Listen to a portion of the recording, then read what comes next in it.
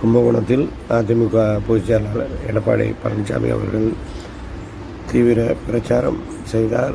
கும்பகோணம் காந்தி பூங்கா அருகே நடைபெற்ற இந்த நிகழ்ச்சியில் மாவட்ட செயலாளர் பாரதி மோகன், மாநகர செயலாளர் ராமநாதன், மாநில கொள்கை பொறுப்பு துணை செயலாளர் ரதிமினத் சேகர் மற்றும் அனைத்து பகுதி நிர்வாகிகள், ஒன்றிய கழக செயலாளர் அறிவுலகன் உள்ளிட்ட முக்கிய பிரமுகர்கள் ஏராளமானோர் கலந்து கொண்டனர்.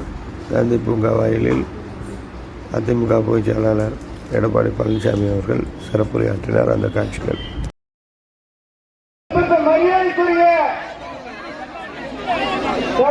பொதுச் செயலாளர் அருமையண்ணன் எடப்பாடி அவர்கள் எடுத்துரையாற்றுவார்கள்.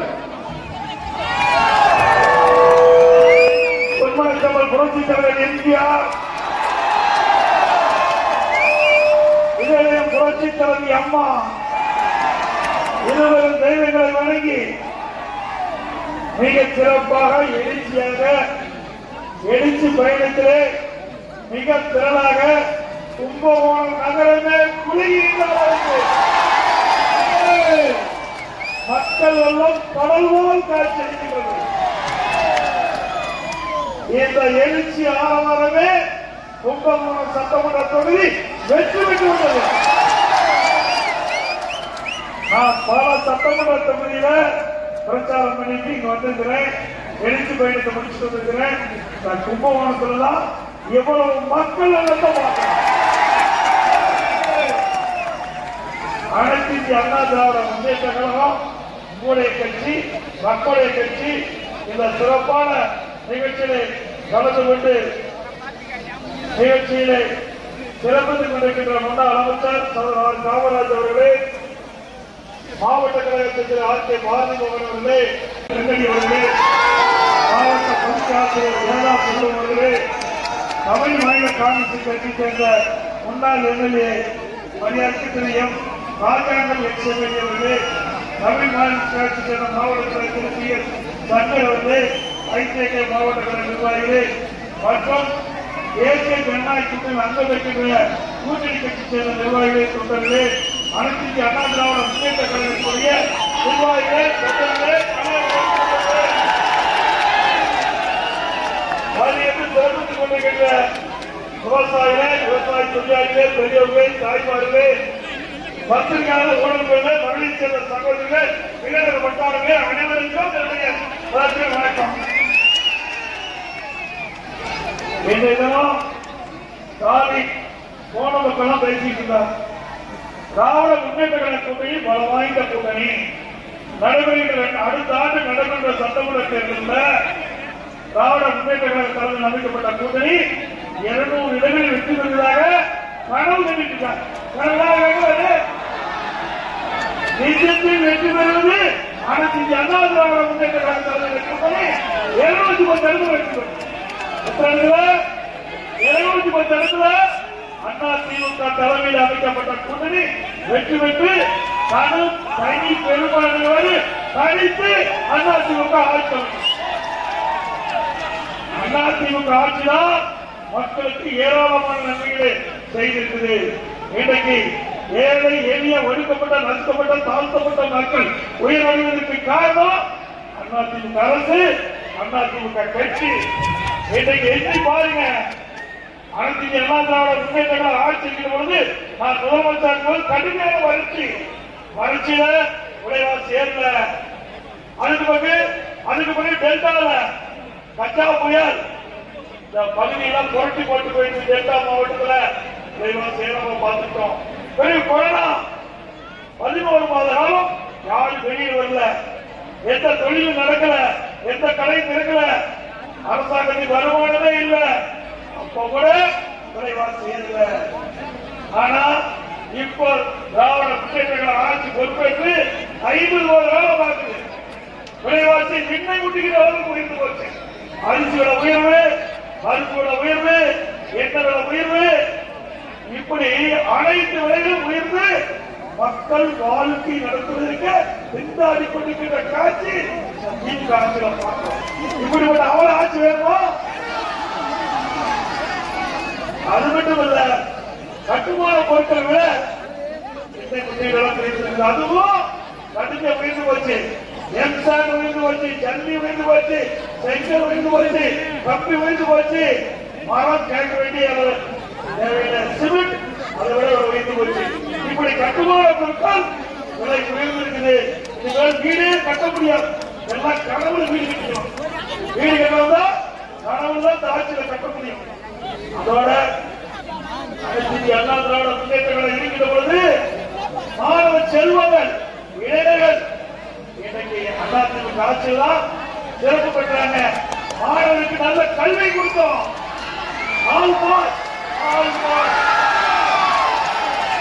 யாருடைய ஆட்சியில போட்டாங்க? அதிமுக ஆட்சியில கொரோனா காலம் சரியாக படிக்க முடியல, கல்லூரி நடக்கல, பள்ளி நடக்கல, மாணவருடைய மனநிலை மாறி போச்சு, ஒரு ஆண்டு வீணா போச்சு என்று எழுதி பார்த்துட்டு இருந்தாங்க. என்னுடைய கவனத்தை கொண்டாந்தாங்க. மாணவர்கள் மன உளைச்சல் இருக்கிறாங்க, அதற்கு ஏதாவது பரிகாரம் காண வேண்டும் என்று உயர் அதிகாரியோடு பேசி என் மனதில் தோன்றுச்சு. ஆல் பாஸ் மாணவர்களுக்கு ஏராளமான நன்மை. மாணவர்கள் எண்ணி பார்க்க வேணும், இளைஞர்கள் எண்ணி பார்க்க வேணும். ஆரம்பப்பள்ளி, நடுநிலைப்பள்ளி, நடுநிலைப்பள்ளி, உயர்நிலைப்பள்ளி, உயர்நிலைப்பள்ளி, மேல்நிலைப்பள்ளி, கல்லூரி எல்லாம் கொண்டாந்தது இன்னைக்கு மாணவர்கள் இவ்வளவு படிக்கிறாங்கன்னா அதிமுக ஆட்சி. அதிகமான பள்ளிகள் திறந்தோம், அதிகமான கல்லூரி திறந்தோம். ஒரே ஆண்டுல 11 அரசு மருத்துவக் கல்லூரி மருத்துவமனை, அம்மா ஆட்சியில் 6 மருத்துவக் கல்லூரி மருத்துவமனை. ஆனா 10 ஆண்டு காலம் 2011 2020 வரைக்கும் 17 அரசு மருத்துவக் கல்லூரி மருத்துவமனை நடக்கவில்லையே. இந்த ஆட்சி வந்தவருக்கு 50 மாத காலம் கூட்டுவடி போயிடுச்சு. ஒரு மருத்துவக் கல்லூரி திறக்க முடியல, ஒரு மருத்துவக் கல்லூரி திறக்க முடியல. அனைத்து அண்ணா திராவிட முன்னேற்ற கழகம் 10 ஆண்டுல 17 அரசு மருத்துவக் கல்லூரி கொண்டு வந்து இந்தியாவிலேயே வரலாற்று சாதனை படைத்த அண்ணா திமுக. 67 கலை மற்றும் அறிவியல் கல்லூரி, 67 கலை மற்றும் அறிவியல் கல்லூரி. இன்றைக்கு ஒடுக்கப்பட்ட நசுக்கப்பட்ட கிராமத்திலிருந்து ஏற எளிய அத்தனை மாணவ செல்வங்களும் பட்டப்படி படிக்கிறாங்கன்னா, குறைந்த கட்டணத்தில் படிக்கிறாங்க. அதிமுக ஆட்சியில் எடுக்கப்பட்ட முடிவு மாணவர்களுக்கு அதிகமான கல்லூரி கொடுத்தோம். பட்டப்படிப்பு படிக்கிற எண்ணிக்கை உயர்ந்தது. இந்தியாவிலேயே பட்டப்படிப்பு 2019 154 பேர் இன்னைக்கு பட்டப்படிப்பு படிக்கிற சூழ்நிலை உருவாக்கிறது ஒரே அரசாங்கம் அதிமுக அரசாங்கம். 21 பாலிடெக்னிக், 4 பொறியியல் கல்லூரி, 5 வேளாண்மை கல்லூரி, 5 கால்நடை மருத்துவக் கல்லூரி, கால்நடை பூங்கா, இப்படி ஏராளமான கல்லூரி திறந்தது. இன்றைக்கு கற்போடு எண்ணிக்கை உயர்ந்து இந்த மாணவ செல்வனுக்கு ஒரு அற்புதமான வாழ்வை கொடுத்த அரசாங்கம் அதிமுக. பேசுறாரு எடப்பாடி பழனிசாமிக்கு படிப்புனா கஷ்டப்படுகிற படிப்பு இன்னைக்கு இத்தனை கல்லூரி திறந்தோம். நீ எத்தனை கல்லூரி திறந்த? எந்த கல்லூரியுமே திறந்த மாதிரி இல்ல. வேணுமே திட்டமிட்டு இன்றைக்கு திராவிட முன்னேற்ற கழகம் அன்றாட செய்தி அதிமுக ஒண்ணு செய்யல ஒரு மாய தோற்றத்தை, ஒரு பொய்யான தோற்றத்தை, பொய்யான செய்தியை வெளியிட்டு இருக்கிறாங்க. அனைத்து அண்ணா திராவிட முன்னேற்ற கழக ஆட்சியில் கல்விக்கு முன்னுரிமை கொடுத்தாங்க. புரட்சி தலைவர் அம்மா இருக்கின்ற பொழுது ஒரே நேரத்தில் 20,000 ஆசிரியர்களை நியமித்து சரித்திர சாதனைப்படுத்தாங்க. 20,000 ஆசிரியர் ஒரே நேரத்தில் பணியை வழங்கினாங்க. இப்படி சரித்திரத்தை திமுக ஆட்சியில பண்ணாங்களா? இன்னைக்கு ஆசிரியர் போராட்டம் பண்ணிட்டு இருக்காங்க. இன்னைக்கு 16 ஆசிரியர் திராவிட முன்னேற்ற ஆட்சி வந்தா 17 ஆசிரியர்களை நிரந்தர ஆசிரியராக நியமிப்போம் என்று வாக்குறுதி கொடுத்துவிட்டு அந்த மக்களுடைய வாக்குகளை பெற்று ஆட்சி கொண்டு பிறகு அந்த மக்கள் போராடி கொண்டிருக்கிறாங்க. 17 ஆசிரியர் போராடி கொண்டிருக்காங்க, கைது பண்ணி விட்டுருக்கிறாங்க. இப்படி மக்களை ஏமாற்றி அரசு தேவையா? இன்னைக்கு இந்த ஆட்சியில் எல்லாரும் போராடுறாங்க. விவசாயிகள் போராட்டம், அரசு ஊழியர்கள் போராட்டம், போக்குவரத்து தொழிலாளர் போராட்டம், அங்கன்வாடி ஊழியர்கள் போராட்டம், போராட்டம் போராட்டம் என்று தமிழகம் போராட்டமா இந்த ஆட்சியில மாறி வந்தது. இந்த ஆட்சியில மக்களுக்கு எந்த நன்மை கிடைக்கல. இன்னொன்னு, திராவிட முன்னேற்ற கழக தேர்தல் அறிக்கையில குறிப்பிட்டாங்க, திராவிட முன்னேற்ற கழக ஆட்சிக்கு வந்தா தமிழ்நாட்டில் 5 லட்சம் காலி பணியிடங்கள் இருப்பதாக தெரிவிச்சாங்க. 3 லட்சம் அரசு சார்ந்த பணி, 2 லட்சம் அரசாங்க பணி, அரசு ஊழியர்கள் 3 லட்சம், ஆக 5 லட்சம் காலி பணியிடங்கள் இருக்கின்றன. அனைத்து நிரப்பப்படும். இதுவரைக்கும் சட்டமன்றத்தில் வெறும் 50,000 தான் இதுவரைக்கும் நிரப்பப்பட்டதா செய்தி. அப்படின்னா புரியாதான்னு சொல்லிக்கிறாங்க. 3 மாசத்துக்கு முந்தி ஒரே நேரத்தில் ஒரே மாசத்துல 20,000 பேர் பணி ஓய்வுபட்டிருக்கிறாங்க. இந்த 4 வருஷம் திமுக ஆட்சியில 75,000 பேர் பணி ஓய்வுபட்டிருக்கிறாங்க. அப்படின்னா அதுவே 25,000 மீதி ஏற்கனவே 5 லட்சம் 5,75,000 பணியிடங்கள் காலியா இருக்குது. நீ என்ன செஞ்ச? அத்தனை பொய். தேர்தல் நேரத்தில் அழகா அறிக்கை விடுவாங்க. 525 அறிவிப்பு நிறைவேற்ற போறோம் அள்ளி கொடுத்தாங்க. அள்ளி என்ன செய்ய போறோம்? எப்படியா நாட்டு மக்களை ஏமாத்த வரும் முடிவு பண்ணாங்க.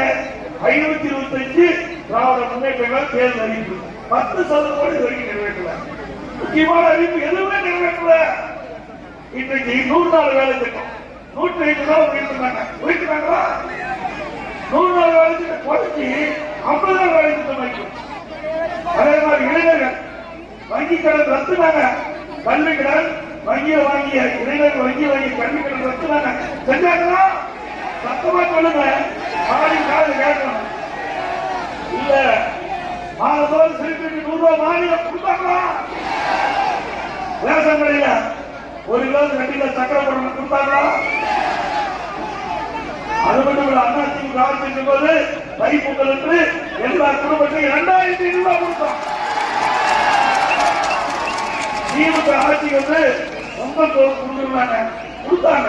எப்படி? ஒழுங்கு வெள்ளத்தை கொடுத்தாங்க. ஒழுங்கு வெள்ளத்தை கொடுத்தாங்க. ஒரு பெண்மணி அந்த வெள்ளத்தை வாங்கி போறாங்க. ஒழுங்குமே போகுது. அதில் 21 பொருள் நினைக்கிறேன் பையோட சேர்த்து. அதில் ஒரு பெண்மணி வண்டியில பிடிச்சிருந்தது. மிக மோசமான பொருள். அது பெரிய ஊழல். அண்ணா திமுக ஆட்சி வந்தா அது விசாரிக்கப்படும். சாயாதீங்க சாயாதீங்க.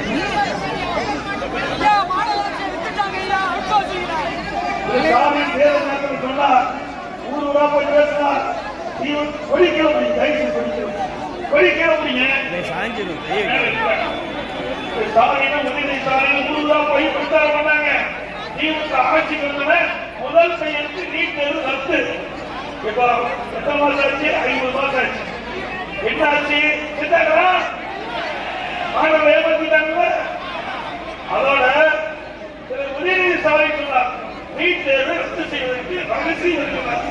இன்ன வரைக்கும் ரகசியத்தை பூத்தி வச்சிருக்காரு. சொல்லப்போ மாணவர்கள் கேட்கிறாங்க, இப்படி ஏமாத்து வேலை. இதை நம்பி மாணவர் செல்வம் நீட் தேர்வு ரத்தா இருக்கு முழுமையா தேர்தலுக்கு அந்த கவனம் செலுத்தாங்க. 25 பேர் மாணவர்களை உயிர் நீட்டாங்க. இதுக்கு முழு பொறுப்பு ஸ்டாலின் அரசாங்கம் ஏற்றுக்கொண்டு அதே முடியாததான் ஏன் முடிவு சொன்ன சட்டமன்றத்தில் பேசுறாரு. நான் கேள்வி கேட்டது சொல்றாரு நீட் தேர்வு ஒன்றும் செய்ய முடியாது. எதையா நாங்களும் சொன்னோம்.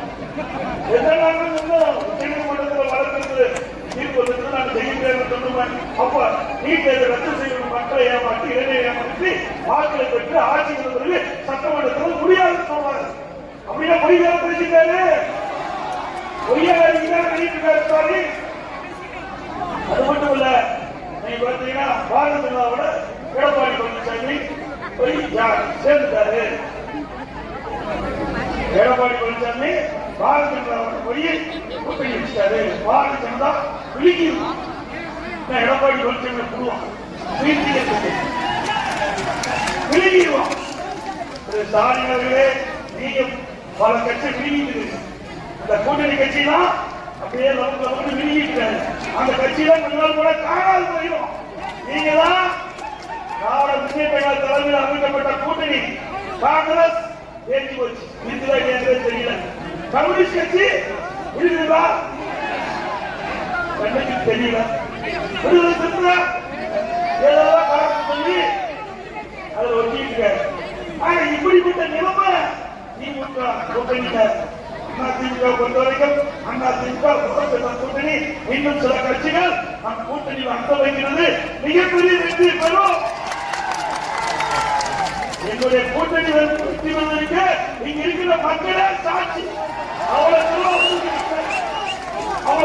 திமுக ஆட்சியில் இருந்திருந்தாலும் அர்த்தம். எங்களை பார்த்து சொல்றார் எடப்பாடி பழனிசாமி யாத்திரையா இருக்கணும், அதிமுக உடைக்கணும். ஒன்னும் உடைய ஸ்டாலின் அவர்களே எவ்வளவோ கனவு கண்டீங்க, கொஞ்சம் கனவா கண்டீங்க, கொஞ்சம் கஷ்டத்தை பண்ணி எவ்வளவு கஷ்டத்தை உண்டாக்குறாங்க தெரியுங்களா? ஏதோ விவசாயி முதலமைச்சர் ஆகிட்டோம் விட்டு வச்சாங்களா? நான் முதலமைச்சர் அந்த நம்பிக்கைக்கு ஒரு தீர்மானம் வந்து சட்டமன்றத்தில் ஸ்பீக்கரை கீழே இழுத்துட்டு அவர் நாட்களில் போய் அமர்ந்துட்டாங்க. ஸ்டாலின் வெளியே நம்பிக்கைக்கு ஒரு தீர்மானம் நிறைவேறிய அது பொறுப்பு ஸ்டாலின் சட்டை கட்சி ரோட்ல போயிட்டு பாஜக டிவியில சட்டை கட்சி போடாத உண்மைதானே நான் போயிட்டு அவர் சட்டை கட்சி போய் அப்படியே நிற்கிறார். ஆக ஸ்டாலின் அவர்களே அன்றைய தினம் பெரும்பான்மை நிரூபிச்சதுக்கே சட்டம் இருந்து போச்சு. அடுத்த ஆண்டு சட்டமன்ற தேர்தலில் அனைத்து இந்திய அண்ணா திராவிட முன்னேற்ற தலைவர்கள் அமைக்கப்பட்ட சரித்திர வெற்றி விடும். அண்ணா திமுக தனி பெருமாள் ஆட்சி அமைக்கும். அப்ப சட்டத்துக்குள்ள ஏடியும்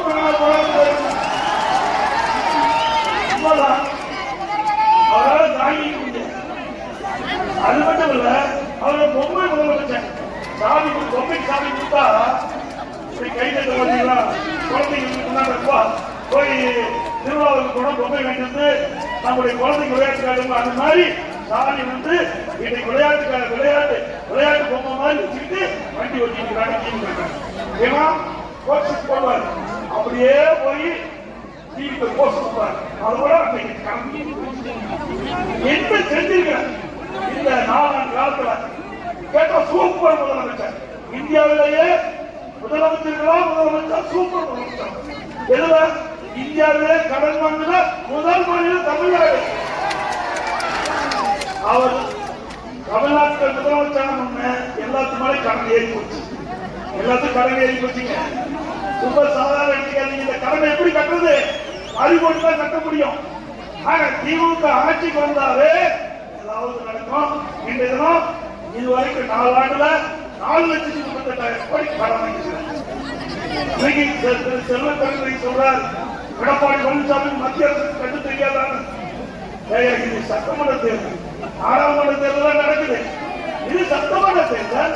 தமிழகத்தில் என்ன பிரச்சனை அது மக்களுக்கு சொல்றோம். இன்றைக்கு சட்டமன்ற தேர்தலில் மக்கள் யார் ஆட்சி கொண்டு வர வேண்டும் என்ற கருத்தை நாங்கள் சொல்லிட்டு இருக்கிறோம். உடனே நாடாளுமன்றத்தில் பாரதிய ஜனதா கட்சி இவ்வளவு கடன் வாங்கியிருக்க கேளு என்ன பண்ற? 39 எம்எல்ஏ இருக்குல்ல, எதுக்காக தேர்ந்தெடுத்தாங்க? 39 எம்பி 2026-24 சட்டம் நாடாளுமன்ற தேர்தலில் 39 தான் ஜெயிச்சு போய் பெஞ்ச பேசிட்டு இருக்காங்க. பெஞ்செல்லாம் ஒழிச்சு கேட்குது. நீங்களே பேச வேண்டியது நாடாளுமன்றம். அங்க கொண்டு தமிழகத்தை பொறுத்த வரைக்கும் இது சட்டமன்ற தேர்தல். பேசுறாங்க. இன்றைக்கு பாரதிய ஜனதா கட்சி மத்தியில் இருக்கிற பாரதிய ஜனதா கட்சி தமிழ்நாட்டுக்கு ஒண்ணுமே செய்யல. இதுக்கு முந்தைய எந்த கட்சி செஞ்சது? நல்லா சிந்திச்சு பாருங்க. இதே திராவிட முன்னேற்ற கட்சி பாரதிய ஜனதாவோட 1999 கூட்டணி வச்சாங்கல்ல, வெற்றி பெற்றாங்கல்ல. பாரதிய ஜனதா அமைச்சரா இருந்தாங்களா இல்லையா? அது இங்கேயும் சொல்லுவாங்க. மக்களை தெரிஞ்சுக்கணும்ல. யாரோட வாஜ்பாய் அவரோட யாரோட இருக்காங்க? திரு முரசொலிமாறன், திரு கருணாநிதி 2 பேரும் இல்ல. இருந்தாலும் 1999ஆம் ஆண்டு திராவிட முன்னேற்ற கழகம் பாரதிய ஜனதா கூட்டணியோட அங்கம் வைத்தது. யாராலையும் மறுக்க முடியுமா? அப்போ மத்திய அமைச்சர் அந்த முரசொலிமாறன் அவர் உடல்நிலை சரியில்லாம 1 வருஷம் மருத்துவமனை சிகிச்சை பெற்றிருந்தார். இலாக்காத மந்திரியா பாரதிய ஜனதா கட்சி கேபினட் அந்தஸ்துல அப்புறம் பாரதிய ஜனதா கட்சி நல்ல கட்சி. திமுக குடும்பத்தை சேர்ந்தவர்கள் ஆட்சி அதிகாரத்துக்கு வருவா எந்த லெவலுக்கு வேணாலும் போவாங்க. அதே நேரத்தில் 2001 சட்டமன்ற தேர்தல் திராவிட முன்னேற்ற கழகம் பாரதிய ஜனதா கூட்டணி வச்சுக்கிறார் இல்லையா? அப்பா பாரதிய ஜனதா கட்சி நல்ல கட்சி, அதிமுக கூட்டணி வச்சா பரவாயில்ல கட்சி. என்னையா இருக்குது? எப்படிலாம் நடைமாற்றம் செய்யறாங்க, மக்களை எப்படி திசை திருப்புறாங்க. ஆக திராவிட முன்னேற்ற கழகத்தை பொறுத்த வரைக்கும் ஒரு பச்சோந்தி நம்மளுக்கு தெரியும், அடிக்கடி நிறமாறு. அப்படி நிறமாறிய கட்சி திமுக கட்சி, இரட்டை வேறுபட்ட கட்சி திமுக. அவருக்கு வேணும்னா யார் வேணாலும் கூட்டணி செய்வாங்க, மற்றவர்கள் கூட்டணி செஞ்சா சேர்ந்தா தப்பு. ஸ்டாலின் அவர்களே, அனைத்து இந்திய அண்ணா திராவிட முன்னேற்ற கழகம் பாரதிய ஜனதா கூட்டணி சேர்ந்ததுமே உங்களுக்கு தேர்தல் தூரம் வந்துடுது, நடுக்கு வந்துடுது. வந்தவங்க கூட்டணி கட்சி சேர்ந்தவர்களா இனவோட அறிக்க விடுதலை சிறுத்தை பேசுறாரு. காலையில என்ன சொல்றாருன்னா, அவர் ஏற்கனவே அடிமை இருக்கார், அது வேற விஷயம். அது சொன்னா உடனே அவர் கோபம் வரும். அவர் ஒரு நல்ல மனிதர் தான், சேராதோடு சேர்த்துட்டாரு, என்ன செய்வது, வேற வழி இல்ல. இன்னைக்கு ஒரு அறிக்கை விட்டுட்டாரு. நீங்க பாத்தீங்கன்னா எடப்பாடி பழனிசாமி 1 வருஷத்துக்கு முந்தைய பாடம் படிக்க ஆரம்பிச்சான். இந்த தேர்தல் சுற்றுப்பயணம் போடும்போது 1 வருஷத்துக்கு முந்தைய நான் பாடம் படிக்க ஆரம்பிச்சுட்டான். அவர்களும் ஒரே நாள்ல பாடம் படிச்சு தேர்தல் எழுதுவாங்க. ஒரே நாள்ல தேர்வு எழுத முடியுமா? முடியுமா? அவர் எதுக்கு 3 வருஷம் பட்டப்படிப்பு வச்சிருக்காங்க?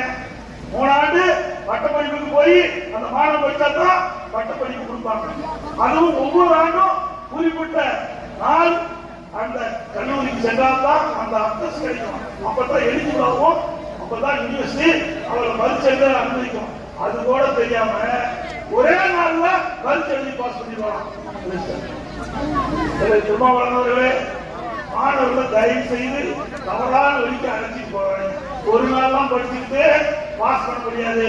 நாங்க சட்டப்படி எப்படி கல்வி நின்றதோ அது மாதிரி அனைத்து இந்திய அண்ணா திராவிட முன்னேற்ற கழகம் 234 தொகுதியில் கிட்டத்தட்ட ஒரு 6 மாத நாள் மக்களை நேரடியா போய் சந்தித்து மக்களை பிரச்சனை அறிந்து அதை எடுத்து சொல்லி வாக்களை பெற்று எப்படி மாணவன் 3 ஆண்டுகள் படித்து தேர்ச்சி பெற்று பட்டப்படிப்பை பெறுவானோ அதுபோல நாங்கள் முழுமையாக தமிழ்நாடு முழுவதும் சுற்றுப்பயணம் செஞ்சு மக்களை சந்திச்சு மக்களை ஆதரவு பெற்று முழு ஆட்சி அமைப்போம்.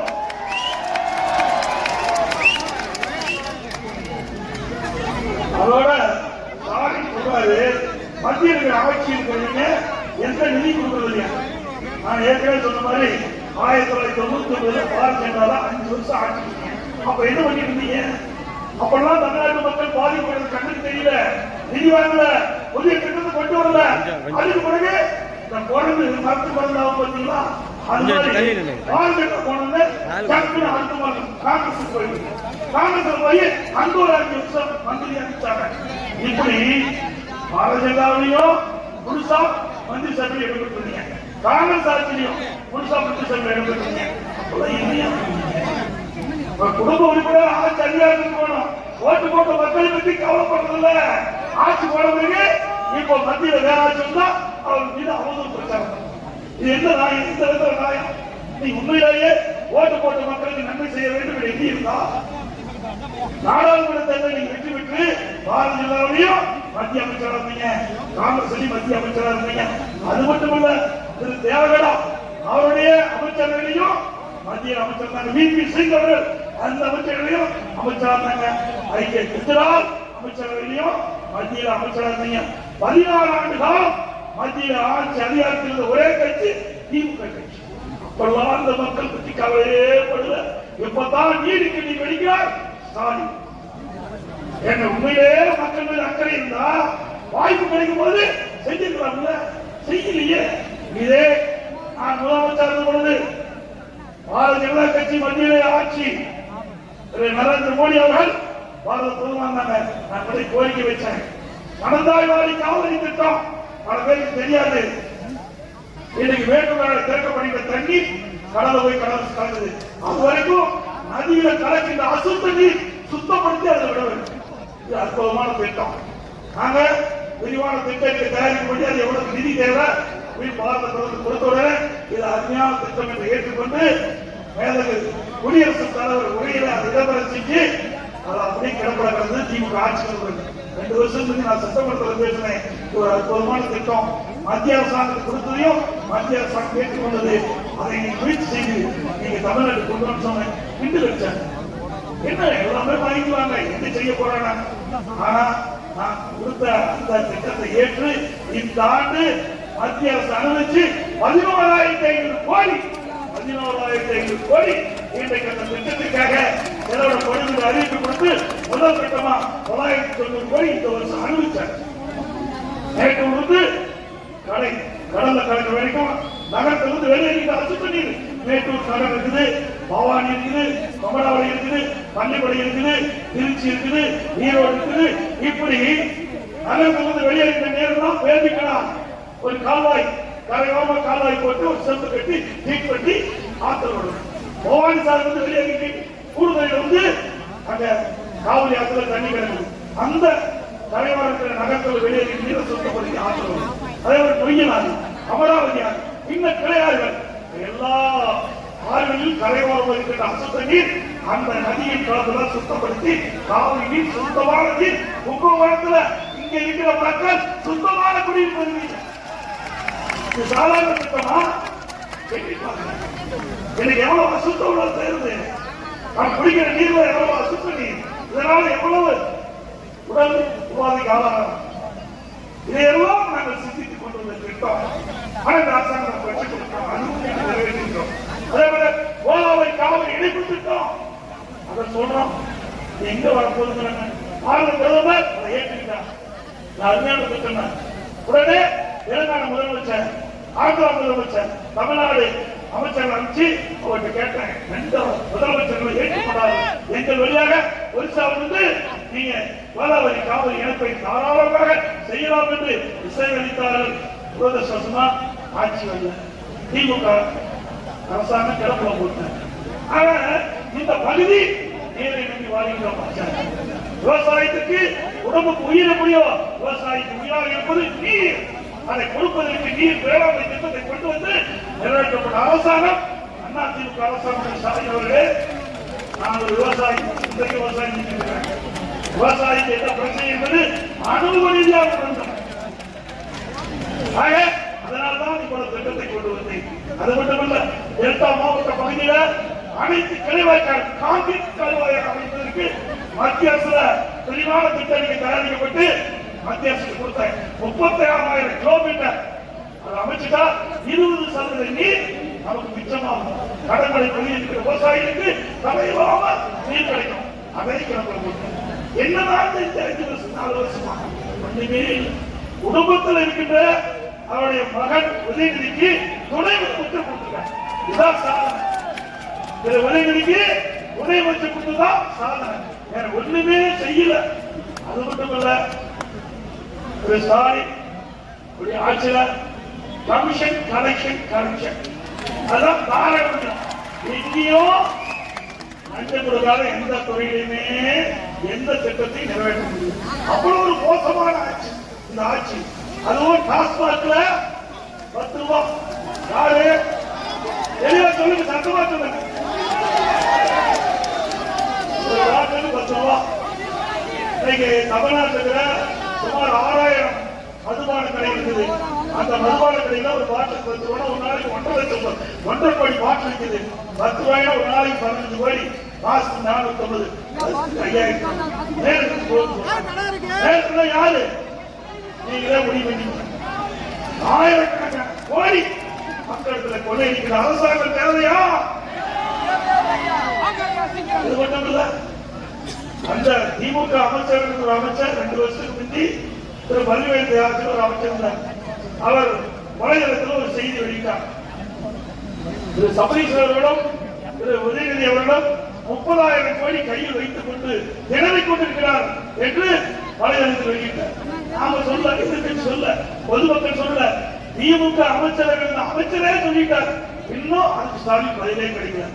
அப்படின்னா ஊழல் நடந்திருக்குல்ல, உண்மைதானே? இப்படிப்பட்ட ஆட்சி தேவையா? இன்றைக்கு திமுகவே ஊழல் ஊழல் திமுக. இந்தியாவிலேயே ஊழலுக்காக கலைக்கப்பட்ட ஒரே அரசாங்கம் திமுக அரசாங்கம். எந்த கொஞ்சம் ஊழலாம் கர்நாடகம் போல நிறைய அரசு பேர் ஊழல், அப்புறம் வீரான ஊழல், பூச்சி மருந்து ஊழல், இப்படி விஞ்ஞான முறைப்படி ஊழல் செய்த ஒரே கட்சி திமுக கட்சி தானே. கொஞ்சம் நவுதுங்கண்ணே. அது மட்டும் இல்ல, இன்றைக்கு தமிழ்நாட்டில் சட்ட ஒழுங்கு அடியோடு சீக்கிட்டு போச்சு. ஒரு டிஜிபி இருந்தார். இந்த டிஜிபி 2.0, 3.0, 4.0 இப்படி போதை பொருள் கட்டுப்படுத்துறதுக்கு 2.0, 3.0, 4.0 ஓப்பனிலே சித்தாரை கடைசி வரைக்கும் போதை பொருள் முடியல. நான் 3 ஆண்டுக்கு முன்பே தமிழகத்தில் போதை பொருள் அதிகமா இருக்குது, கட்டுப்படுத்துங்க, மாணவர்கள், இளைஞர்கள், பொதுமக்கள் இந்த கஞ்சா போதைக்கு அடிமையாகி சீரழிகிறாங்க, அதை தடுத்து நிறுத்த வேண்டும் என்று ஊடகத்தின் வாயிலா, பத்திரிகை வாயிலா, அறிக்கை வாயிலா, சட்டமன்றத்தை எடுத்து பேசுறேன். ஒன்றுமே கண்டுக்கல. இப்ப ஸ்டாலினே தொலைக்காட்சி வாயிலா சொல்றார், இளைஞர்களே போதையின் பாதையில் செல்லாது. எப்ப கெட்டு போனவர்கள் போதை கடுமையாக திருத்த முடியுமா? வீட்டு தர முடியுமா? எல்லாம் தொலைக்காட்சி பேசுறாருல, உண்மைதானே? போதையின் பாதையில் செல்லாது சொல்றாருல. 3 வருஷத்துக்கு முந்தைய நான் சொன்னதை கேட்டிருந்தா இந்த போதைக்கு இந்த போதைக்கு அனுபவிக்க மாட்டாங்க. இந்த போதை கொலை, கொள்ள, திருட்டு, வழிபறி, போதை எப்படி நடக்காத நாளே இல்லை. சிறுமி முதல் பாட்டி வரை கேவலமான ஆட்சி. இப்படிப்பட்ட கேள்வி ஆட்சி தேவையா? சொல்லுங்க. இன்னைக்கு பள்ளிக்கு சிறுமி என்பது பெற்றோர்கள் அச்சப்படுறாங்க. எல்லா ஆசிரியரும் தப்பு செய்யறாங்க. ஒரு சில ஆசிரியர் செய்கிற தப்பு ஒட்டுமொத்த ஆசிரியரும் பாதிக்குது. இன்றைக்கு பள்ளிக்கு அனுப்பிட சிறுமிக்கு பாலி வன்கொடுமை செய்யறாங்க. அதனால போக்சோ சட்டத்தில் நிறைய ஆசிரியர் கைது பண்றாங்க. ஆக இந்த ஆட்சியில குற்றம் செய்கிறவர்களுக்கு குற்றம் இல்லாத போச்சு. இன்னைக்கு குற்றம் செஞ்சா ஒரு அச்சம் இருக்கணும், தகுந்த நடவடிக்கை எடுப்பாங்க. அண்ணா திமுக ஆட்சி அம்மா இருந்தாங்க, அதுக்கு போய் நான் முதலமைச்சர் இருந்தேன். இப்படிப்பட்ட நிலை வருகின்ற கடுமையான நடவடிக்கை எடுத்தேன். சட்டத்தின் ஆட்சி நடைபெற்றது. ஆட்சியில சட்டத்தின் ஆட்சி நடக்குது. சக்தி சிரிக்குது, சட்டம் சீரிட்டு போய் சக்தி சிரிக்குது. மோசமான ஆட்சி. ஆகவே அதான் பார்த்து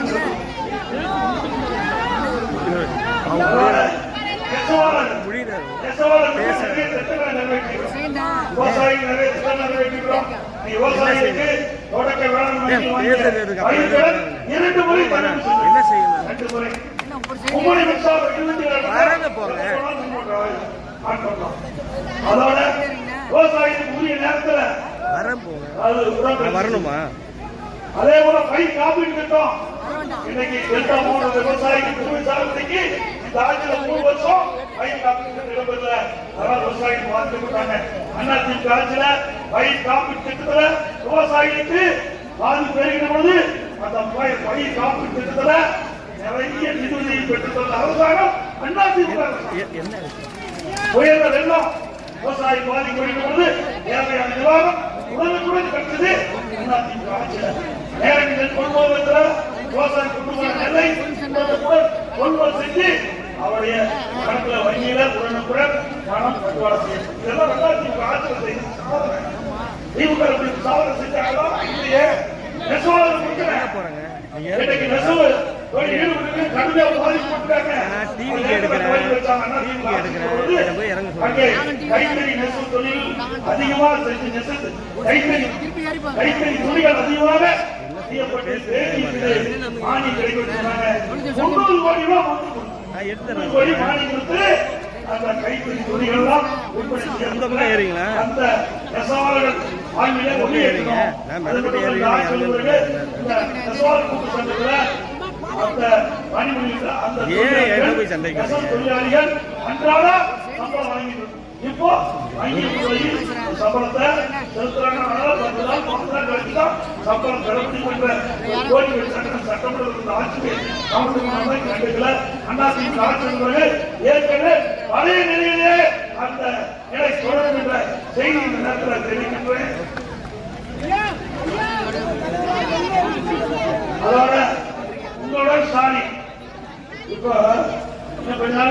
ஸ்டாலின் வரக்கூடாது. இறங்குன வரல. இறங்குன வெயிட் 4 ஏற வருஷமா மக்களை கண்டிக்கல. அடுத்த ஆண்டு தேர்தல் வருது. அதனால இப்போ ஸ்டாலின் இப்படி ஒரு அட்டை கொடுத்து வீடு விட வர்றாங்க. இதுல 45 கோரிக்கை. உங்களுக்கு ஏதாவது 45 பிரச்சனை இருந்தா அந்த அதிகாரிக்கு சொன்னீங்களா 45 நாள் தீர்த்து வைப்பாங்க. இது நடக்குமா? ஏன் 4 வருஷம் இந்த பிரச்சனை தீர்க்கல? 46 பிரச்சனை மக்களுக்கு இருக்கு தெரியல. இன்னைக்கு ஆட்சி போகிற நேரத்துல மக்களை ஏமாத்தி அடுத்த ஆண்டு வாக்களிப்பதற்கு இப்படிப்பட்ட ஒரு மாடல் அரசாங்கம் இந்த ஒரு நாடகத்தை அரங்கேற்கிறது. யாரும் ஏமாந்துடாதீங்க. இதே போலதான் நான் முதலமைச்சர் ஸ்டாலின் எதிர்ப்பு ஊரா போய் மக்கள் அழைச்சு அங்க பெட்டிட்ட போட்டு அமர்ந்துட்டு அந்த மக்கள்லாம் அழைச்சி மக்கள் ஆகா ஸ்டாலின் வந்துட்டாரு, எங்களுக்கு நிறைய நன்மை செய்யக்கூடாது, எங்களுடைய பிரச்சனை தீர்ந்து அவர் கொண்டு வந்து பெட்டி வச்சுட்டாரு, நீங்க மனு எழுதி அந்த பெட்டியில போடுங்க, நான் பெட்டி போட்டு கூட்டி சீல வச்சு போய் வீட்டுல பத்திரமா வச்சு பயம் தங்கத்தை போட்டுருக்கீங்கல்ல, அதனால பத்திரமா அவர் வீட்டுல வச்சு திமுக ஆட்சிகள் பிறகு சீலை வச்சு பெட்டி திறந்து மனுவை எடுத்து படிச்சு பார்த்து உங்களுக்கு கோரிக்கைலாம் நிறைவேற்றுகிறேன். ஏற்கனவே உங்களுக்கு கோரிக்கை வச்சுக்கல, அப்ப எதுக்குது எதுக்கப்பா இது? ஏன்னா அப்போ மக்கள் உங்கள்கிட்ட ஏமாந்துட்டாங்க. உஷாரா இருங்க. மக்களை ஏமாற்றுவதில் நம்பர் 1 முதலமைச்சர் இன்றைய முதலமைச்சர் ஸ்டாலின் அவர்கள். அதை இன்னைக்கு மக்களை ஏமாற்றி வாக்களை பெற்று ஆட்சிக்கு வந்த திராவிட முன்னேற்ற கழகம் மக்களோட ஆட்சி நடந்துட்டு கோரிக்கையும் நிறைவேற்றப்படுவதை தெரிவித்து அதோட திராவிட முன்னேற்ற கழகம் ஆட்சிக்கு வந்த உடனே மின்கட்டணம் உயர்த்திட்டாங்க. இந்த கும்பகோணம் நகராட்சியில மின்கட்டணம் உயர்த்தியாச்சு, வீட்டு வரி உயர்த்தியாச்சு. வீட்டு வரி 100 மடங்கு. 1000 ரூபாய் வீட்டு வரி கட்டிங்களா இப்ப 2000 ரூபாய் கட்டணும். கடவரி 150% உயர்த்திட்டாங்க. 1000 ரூபாய் கடவரி கட்டிங்களா இப்ப 2000 ரூபாய் கடவரி கட்டணும். அதே குடிநீர் வரி போதாது, குப்பை வரி. இப்போ மின்கட்டணம் உயர்வு, சொத்து வரி உயர்வு, அதே போல வழிகாட்டு மதிப்பு, நிலத்துடைய மதிப்பு அதுலயும் நீங்க டாக்ஸ் போட்டாங்க. வரியும் உயர்த்திய ஒரே அரசாங்கம் இன்றைக்கு கொரோனா காலம் 11 மாத காலம் அதிமுக ஆட்சி, மக்களுக்கு வேலை இல்லை. அப்ப கூட நாள் ஒன்றுக்கு 7 லட்சம் பேருக்கு உணவு கொடுத்தோம். சுமத்துல 3 வேலை 11 மாசம் கொடுத்தோம். இந்தியாவில் மானியத்தில் கொடுக்கல. 32 மாவட்டம், சென்னை உட்பட 32 மாவட்டத்தில் நானே நேரடியாக அதிகாரிகள் சொன்னாங்க, கொரோனா காலங்க நீங்க தயவு செய்து போகாதீங்க, இதெல்லாம் கவலை இல்லை, மக்கள் பாதிக்கிறாங்க, பாதிப்படுகின்ற மக்களுக்கு ஆறுதலா நான் போய் ஆறுதல் சொல்வது மட்டுமல்ல, அந்தந்த மாவட்டத்தில் கொரோனா பரவல் தடுப்பை எப்படி மேற்கொள்ள என்று ஒவ்வொரு மாவட்டமா வந்து மாவட்ட ஆட்சித்தலைவர் அலுவலகத்தில் அனைத்து அதிகாரி குழு அமைக்கப்பட்டு அவரிடத்துல கேட்டு அனைத்து அண்ணா திராவிட முன்னேற்ற கழக அரசு நான் முதலமைச்சர் பொழுது இந்தியாவிலேயே கொரோனா வைரஸ் பரவலை தடுப்பதிலே முதல் மாநிலம் விலைமதிக்க முடியாது. விலை இல்லாம அரிசி பருப்பு எண்ணெய் போட்டதா இல்லையா? கொடுத்துள்ள 11 மாசம் கொடுத்து பாத்தீங்களா? அதே போல முதியோர்களுக்கு 1000 ரூபாய் மாதம் முதியோர் உதவித்தொகை கேட்டாங்க. பல பேருக்கு கிடைக்காது இருந்தது. நான் கிராமத்திலிருந்து நகர் வரை போகும்போது முதியோர்கள் மனு கொடுத்தாங்க. அதன் அடிப்படையில் சுமார் 5 லட்சம் பேருக்கு முதியோர் உதவித்தொகை கிடைக்கும் என்று நான் 110 விதிகளை சட்டமன்றத்தில் அறிவிச்சு கிட்டத்தட்ட 4,85,000 பேருக்கு முதியோர் உதவித்தொகை